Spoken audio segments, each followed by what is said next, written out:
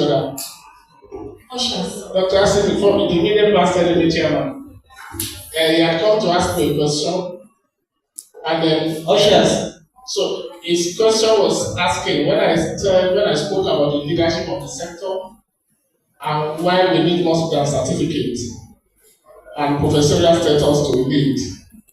Does not mean that doctors should abdicate to leadership. You do this, that does not qualify you to be CMD. Okay, if I tell you the job specification of CMD, there's no need for paper published. There's no need. Am I making sense? There's no need to be a professor. Because if you do competitive hiring, those criteria will not qualify you. Will not be considered. So my company, we want 700 million. We wrote another proposal to Global Fund, we want 600 million. We wrote the top one into the role that the Global Fund was expecting. So we have to hire people because we were asking for ICT skill, ability to use software, ability to use this. Some of my very senior people don't even have it. Am I making sense? So we had to get, and they were asking for sometimes 5-6 years. No, they didn't. And so the doctors there will perform the leadership role. Of course, I still gave my deputies roles to play in the organization. But just their qualification would not have made us win those awards if I had put them in. So what I'm advocating, which is the take home, is that once you are qualified as a doctor, that should be the minimum requirement for leadership. You should go and do courses like project management, reforms, which I have done, health financing. You can still do fellowship that can make you understand financing, bookkeeping, procurement system, MIE, leadership skills. These are the skills that we need to assume leadership, so that we don't behave like a father who gets home and calls the children and the wife to say, "Do you know I'm the leader of this house?" Then there's a problem. Am I making sense? If a father gets home and starts calling the wife and the children, "Don't you know I'm the leader of this house?" Then there's a problem. Because by his act, by his action, by his behavior, people should have known without him saying it that he's the leader. So that is my message. Thank you.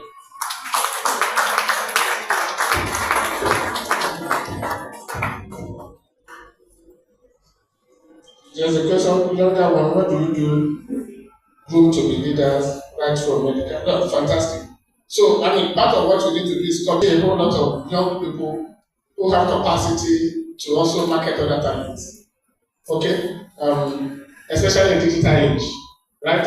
So, several things we need to do. But bottom line is that as an undergraduate, the first thing to know is that nobody can pay you to be successful. Okay? Nobody can pay you to be successful. And that you actually need to look at opportunities around you and create solutions to problems you identify. Right? So I was listening to one of the guys that established Waterwave on TV about a week ago. The guy is 32, right? And then he's done so much for 16 years. So they started entrepreneurship at 16, right? And let me tell you how I started my entrepreneurship. I was privileged to come from a system that I was selling rice when I was young. So I was selling good rice for people, right? And yam or corn, whatever season I was selling to keep money for a layer cloth. So I started entrepreneurship as a secondary school, right? And even when people now come with their farm produce, some of us will go and sell for them and take commission. And people born, right? And so it was easy for me. When I graduated, I sold cars. Okay, in my residency days, I sold cars. I was going to put on bringing car, I was selling. Every time I'm free, I had the fish farm. So, and there's nothing I've not sold. Right? So, don't use your free time to complain. Create a solution and market your solution. Thank you. Thank you so much.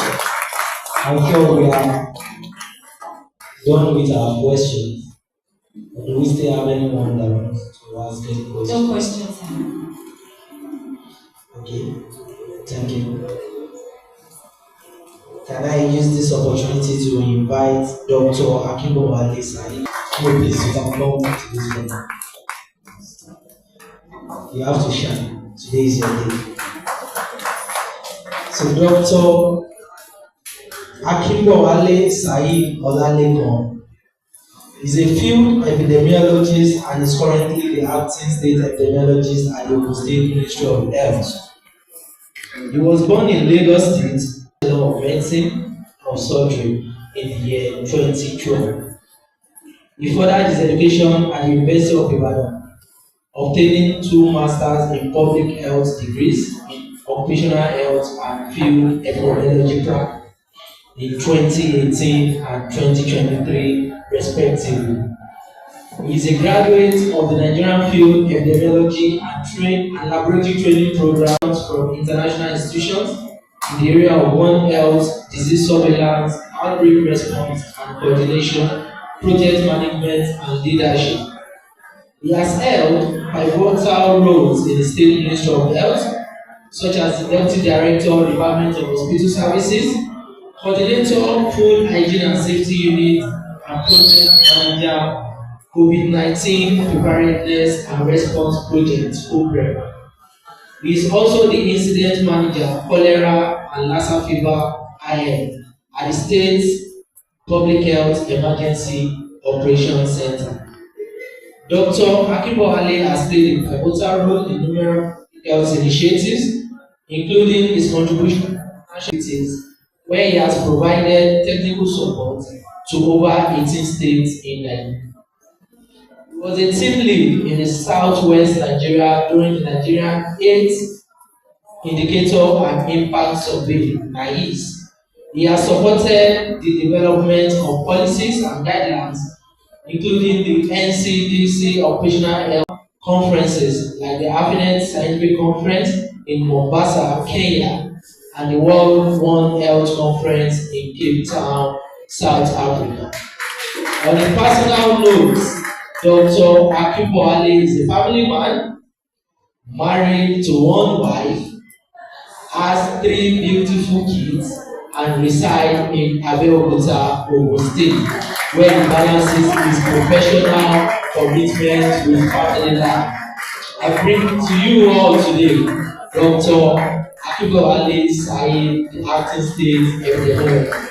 Please let's give him a round of applause. Thank you.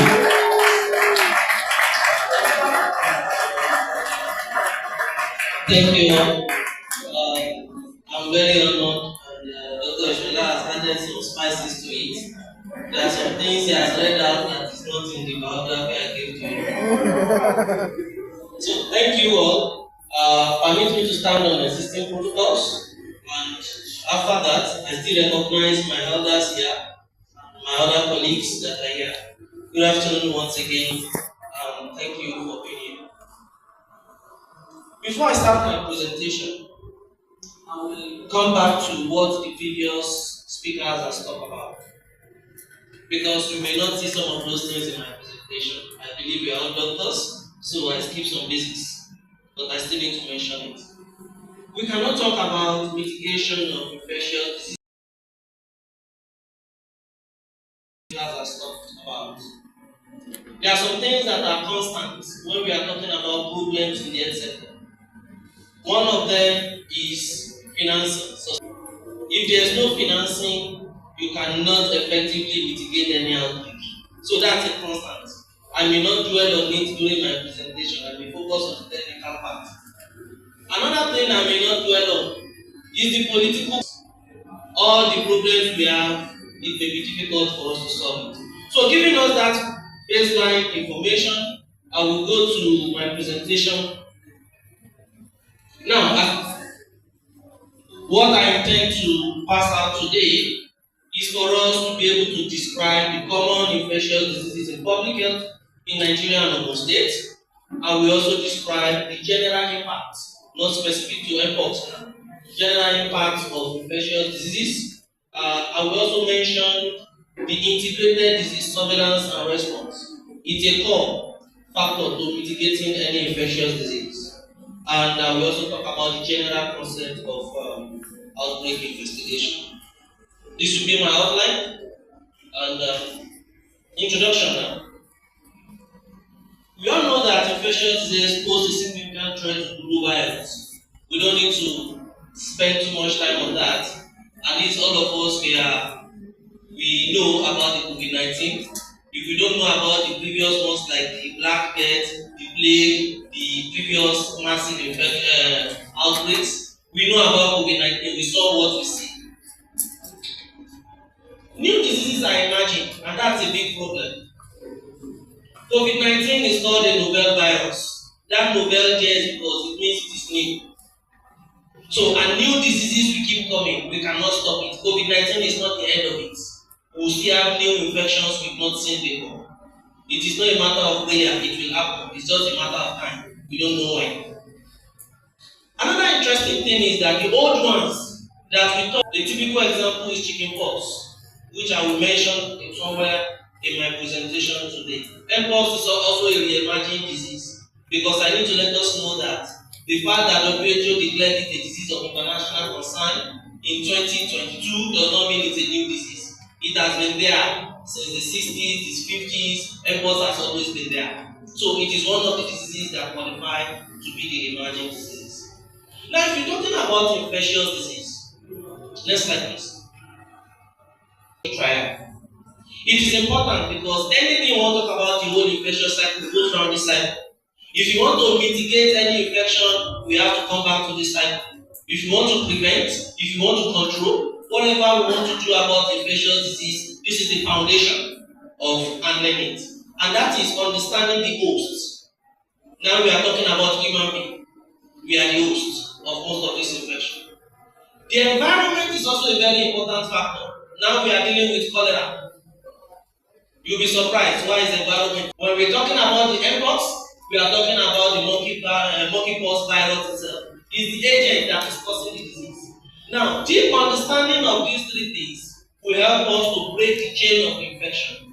I will not go deep into that because my discussion today is not focused on that.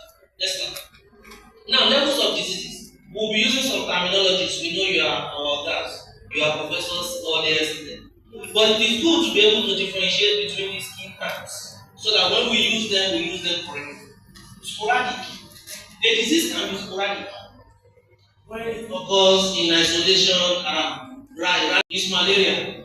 But what I intend to show us from this slide is that an endemic disease in terms of number is more than sporadic. Why for us to call a disease an epidemic, it is more than endemic, and for us to call it a pandemic, it is even on a larger scale. Next slide. Next slide will give us a clearer picture on what I was talking about. Let's look at the epidemic or outbreak. In the case of epidemic, you can see that the disease is clustered in a particular region. It is localized in a region. Higher number of cases more than what we used to see. Then we say we have an epidemic. When do we have a pandemic? From the picture, we can see that the disease is occurring in higher number than expected, but not in one location. All across different regions of the world, then we call that pandemic. If you look at endemic, you can see single stops, but it is there all the year round. Example, malaria. In most parts of Africa, if not all parts of Africa, there's always malaria cases all around the year in most of the countries. Then we can say diseases like malaria is endemic. Next slide. Now, this picture is very important because before we go to the impact of a pandemic, we need to go to the historical perspective and let us see the previous pandemic that have occurred in history. We've had the flu, and as we are speaking now, we have epidemic of Marburg virus. I need to mention that in Rwanda, and we are actively watching out for it in case it comes into Nigeria so that we can pick it at the earliest space. Next slide.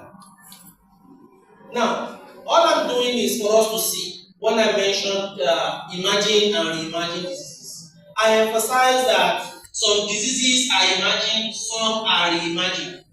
I am doing this to bring out our attention that some diseases that we think we read in textbook, they are now becoming a big problem for us in Nigeria and Ogun State. And these diseases are everywhere around us. And one of the things I intend to achieve today is to sensitize us all as clinicians, people who see the patient, to understand some of these diseases. Because one of the key problems we have, we cannot mitigate an outbreak if you cannot recognize the disease, if you cannot detect it, and if you do not even know who to report to. That is my number one objective, which I aim to achieve in today's discussion. I know we have medical students here. During my days in medical school, I never saw any diphtheria case. And I believe there are many people here who probably didn't see any diphtheria. Unfortunately, let us look at this data, what this data is telling us.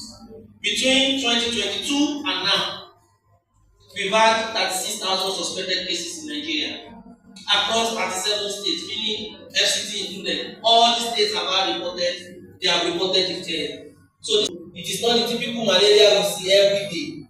And that's why sometimes when some people treat some illnesses, they will give medication, they will say it's not getting better. It's because sometimes we fail to look at other differentials we are not familiar with, dengue fever and the likes. The important thing here is that diphtheria has killed more than 1,000 people within the last 2 years in Nigeria. They have killed our children. Age group mostly between 1 to 14 years. That's a big problem. And in Ogun State, we're asking, is it in Ogun State's fatality rate? All the 3 cases have died.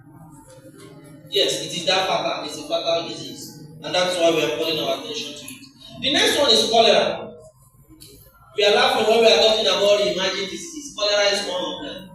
Look at this chart on the screen. This is the picture for Nigeria. Now, cholera has occurred from January 1st till date in most states in Nigeria. And that's a big problem. If you look at this, the side of that other side where I circled red, in 2024 alone in Nigeria, we've reported more than 10,000 cholera cases. That is sad and embarrassing. More than 359 has died, and the case fatality rate is 33%. That's a big problem. Now, to now come forward to our Nigeria, because I want to talk about Ogun State picture, so that we will talk about, you can see that everything is about threefold. Number of suspended cases times 3, number of deaths times 3. It is bringing us to the attention of why we need to talk about these infectious diseases. Next slide. Now, this is mpox, the one this topic is supposed to talk about. If you look at the chart, this is the picture of mpox in Nigeria in 2017. In 2018, most states is reporting. By 2019, something. This is a picture showing the actual impact of infectious disease. COVID came, it is new. Everybody was chasing. It appeared like we did not have mpox. We had mpox. It's just that attention was shifted. Look at 2021, we are trying to recover from COVID. To our senses and realize that it is not only COVID that is a problem to us. Look at the mpox in Nigeria. Almost every state has reported. Every case in Nigeria has suspected cases. And most of the cases are had from one case. Now look at 2024, the picture is not different. Next slide, please. Now I will show us this slide because this is particularly speaking about Ogun State. Ogun State is the number one in Nigeria now when we are talking about suspected mpox. Yes, suspected case. Nigeria, we are number one. We are down. We only confirmed 4 as of today. This slide is showing 2, but updated information we have about 4. Now, this is where science comes into place and our skill as epidemiologists. Do you think we are over-reporting suspected cases? No, we are not. This brings us back to another infectious disease we've not been looking at for, chickenpox. Out of these 255 or 250 something cases we have as of today, 88% of them have come back to the chickenpox. Our appetite to know is that these infectious diseases are in research. Next slide, please. Now, I believe if we are talking about impact now, we'll be able to link the actual problem to the impact. What are the impact of these infectious diseases? There could be health impact, which I've demonstrated in terms of mobility, either the rash, deformation, or things like that. I don't need to say much. We saw what happened during COVID. Many business folded up and the likes. So during the Ebola days, there are people started drinking salt water, and what killed them was actually the salt water and not the Ebola. So this is part of the impact of infectious disease. and all those things, we will want to shift more. These are part of the stigma we're talking about. Social impact. The vulnerable people are not affected. The rich ones will get access to the highest level of care. They will travel out, but the less privileged are disproportionately affected. We talk about food security. And what is the link? So if people are dying, who will go to farm? So where's the food to eat? So it can affect food insecurity. Now, this is another impact which I don't want to say too much. It will stress our public health system.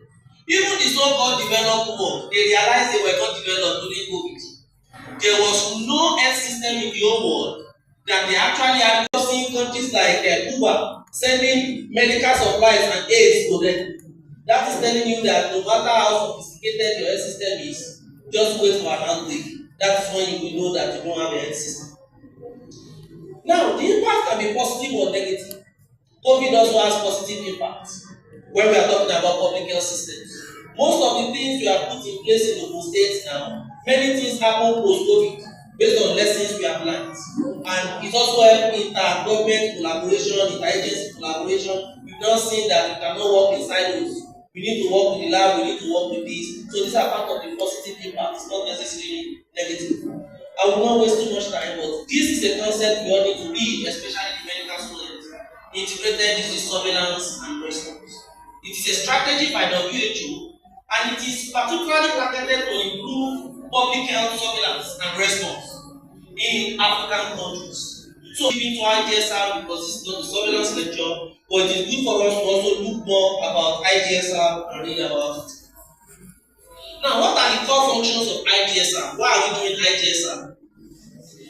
It is to identify cases. We need to identify cases. We need to report those cases. Analyze. I've shown you analysis on the screen today. We need to investigate cases. When they report there's something, you need to investigate. We need to prepare to respond. We need to respond. We need to communicate the findings of that response, and we need to evaluate our of IGSR. So this is just the IGSR, next slide. The IGSR structure in the country, from the community level to the state, and this is where you as doctors come into play at the health facility level. Next slide. So these are the key things we need to know about surveillance. Why? We need to link surveillance to action. How for us to control that outbreak. And now, that is why we are also strengthening our surveillance at the port of entry, because Marburg virus is now in Rwanda. This is 21st century where people can move from one continent to the other in the next few hours. So if we do not strengthen our port of entry, it is very easy for diseases to cross from one border to the other. Now you can see me highlighting ground crossing in red. Ogun State has international border with Benin Republic. Most of those borders are unmanned. Many of them are unaccounted for. People move from one village to the next village from Benin Republic into Nigeria. So ground crossing is a very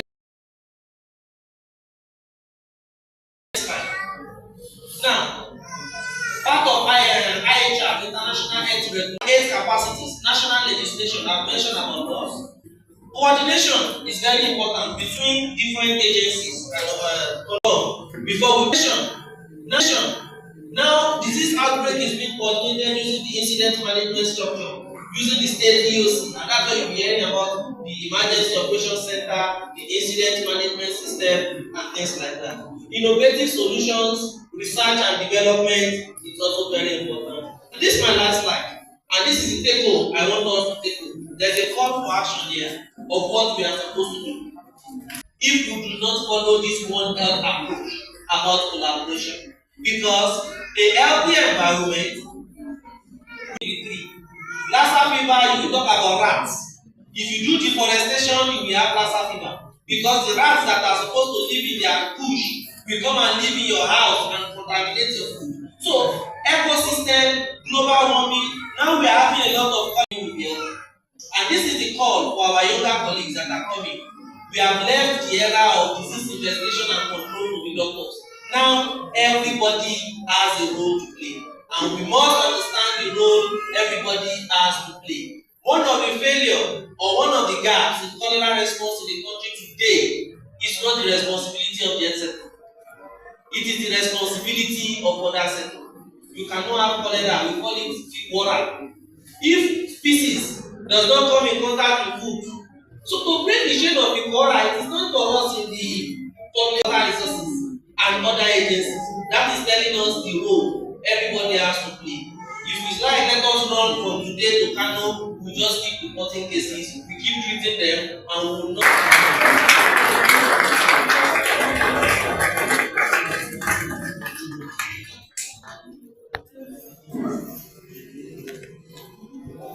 Thank you, Dr. Saheed Akinfowale.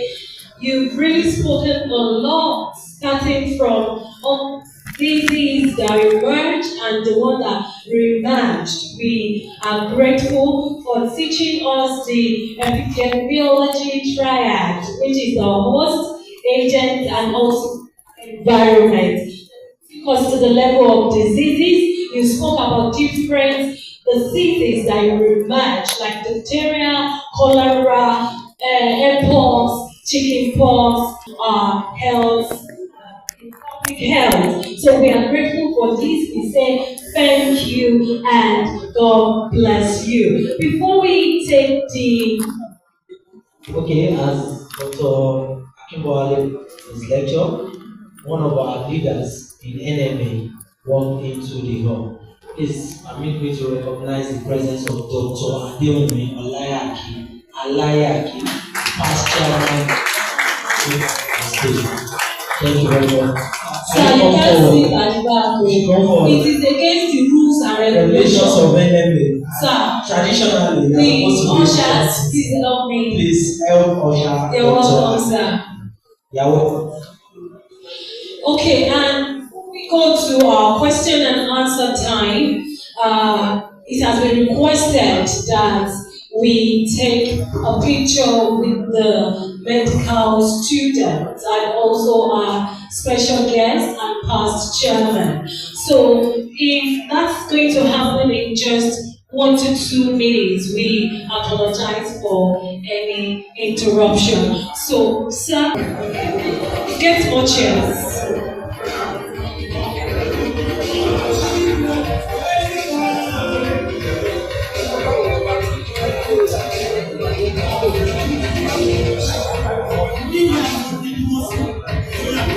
So can we have the medical students come? All right, let's make it snappy.